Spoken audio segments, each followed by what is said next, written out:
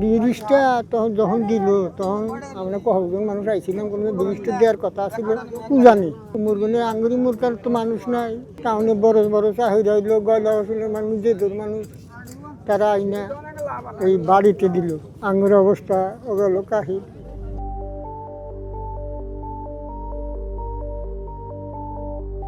ফেরসাস নদীর মধ্যে অন্যতম হলো যমুনা। এইটাকে নিয়ন্ত্রণ করাও সম্ভব না, উজান শাসন করাও সম্ভব না। এটাকে যেভাবে আছে সেভাবে থাকতে দেওয়া উচিত। তখন তাহলে আর আমাদের তো যমুনা সেতু হয় না, ঠিক না? ঠিক ওই সময়ে বললো যে ঠিক আছে, আমরা নদী নিয়ন্ত্রণ করব উজান এবং ভাটিতে দুই দিকে, যাতে করে ফ্লোটা একমুখী থাকে। যখন ব্রিজ হলো তখন বাড়ি নদী আসছিল প্রায় 4 কিলোর মতো পশ্চিম।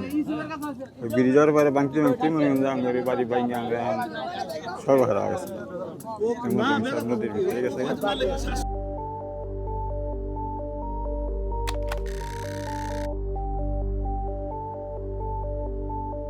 এটার কোনো ফলাফল আসবে না এবং আমি দেখিও না। এই যমুনা সেতুর কথা বলেন, পদ্মা সেতুর কথা বলেন, পদ্মা সেতুরও বিরাট অংশ চর পড়ে যাচ্ছে। এমন হতে পারে যে একটা সময় পদ্মা সেতু আর দরকার হবে না, নিচ দিয়ে হাঁটাচলা করা যাবে, এমন অবস্থা দাঁড়াচ্ছে।